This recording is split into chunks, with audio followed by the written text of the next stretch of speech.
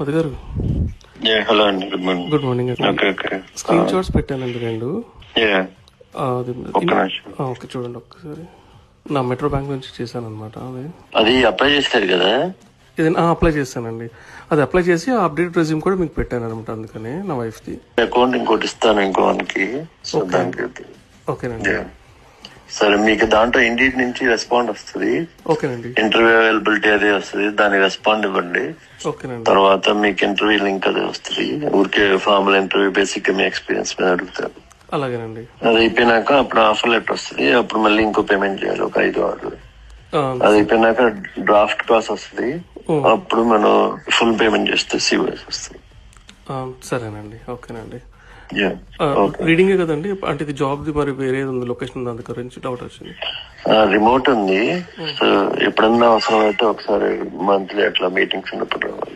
Remote ఏనా complete గా? అంటే మోస్ట్లీ అది రీడింగ్ అన్నారు, అదే ఇదేనండి? అది రీడింగ్ ఇది వేరేది, ఇది వేరేది ఉంది. సో కానీ ఇది రిమోట్ ఆప్షన్ ఉంది మీకు. సరేనండి. ఓకేనండి. ఎందుకంటే రీడింగ్ వాళ్ళు ఎక్కువ చదువుతున్నారు.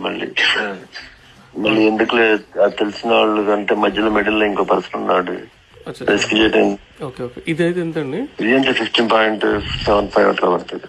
సరేనండి. మధు గారు, ఒక డౌట్ అండి. ఇప్పుడు తనకి ఇచ్చిన తర్వాత మళ్ళీ నేను డిపెండెంట్ వేసుకోవాలంటే మళ్ళీ నేను వేరే చేయాలి కదండి, అప్లై చేయాలి కదా నేను? అంటే ఒకేసారి అయినా చేయొచ్చు, లేకపోతే విడిగా చేసుకోవచ్చు. కానీ మీరు డిపెండెంట్, ఇప్పుడు మీరు డిపెండెంటే కదా? అవునండి. తను ప్రైమరీ మారితే మీరు కూడా మారాలి ఒకసారి. ఒకేసారి మారాలి. నాకు సపరేట్ ఎంత అవుతుంది మామూలుగా? అంటే నాకు ఐడియా లేదు అందు గురించి.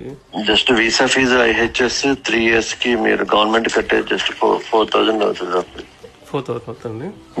4,000. సరే సరే. వెంటనే చేసుకోవచ్చు అండి, లేకంటే ఒక 1 month అన్న ఆగచ్చా?